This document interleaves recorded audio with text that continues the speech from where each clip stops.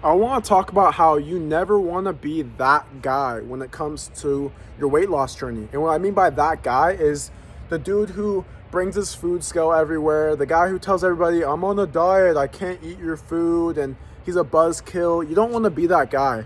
And so here's the approach. I have clients that'll ask me, I have a family event, there's gonna be food, I don't know how I'm gonna be able to track it accurately. And I'm like, hey, have fun, but set your day up to succeed. So start your day different than what you normally would do. So I would make sure that you're keeping calories very low. If you're gonna eat, then make sure to have protein first. So maybe slam a couple protein drinks, couple Core Power, Fairlife, protein bar, maybe a small meal that has high protein. Do that so that you go into the family function or whatever it is that you're doing, maybe eating out with a family dinner, whatever it is.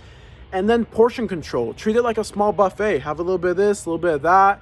Pick things that are gonna be higher in protein, obviously like a meat or some sort.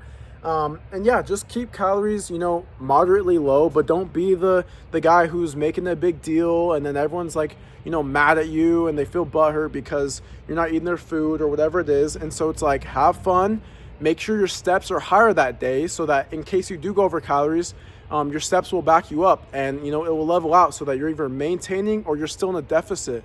So you don't have to hate your life and just be all miserable, bringing the food scale everywhere or avoiding certain foods. I actually don't think that's a good idea at all.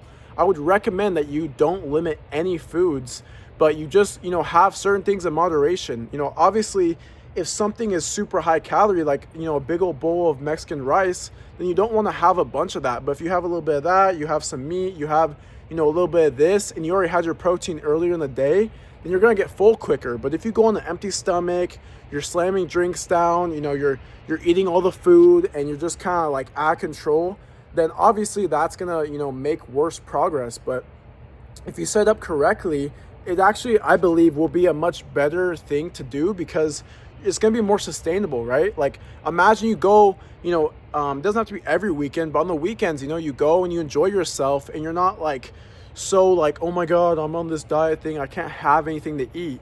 And when you switch this like narrative in your head from, oh, it has to be so miserable to, wow, like it actually doesn't even feel like a diet, like I ate food that I genuinely liked throughout the week. I went with my family, I had food, I wasn't limiting anything. A lot of people want to try and limit carbs and limit junk food. And, you got to think about it like this. You're literally rewiring habits that some of you have had for your whole life. If you've been overweight your whole life, these are habits that you have to rewire. And so you're going to make it even harder on yourself by, you're already cutting calories, you're already trying to change your habits by, exercising and making the right choices. And now you're going to try to make it even more difficult. It doesn't make sense. You got to make it the most sustainable way possible. I'm telling you, the fastest route to weight loss is not the most extreme. It's the smoothest route, because that's going to beat the people that are, going all these extreme methods and then they shoot right back up. So a short video, but I think it's very important for people that think that, fitness has to be miserable for them, especially for weight loss.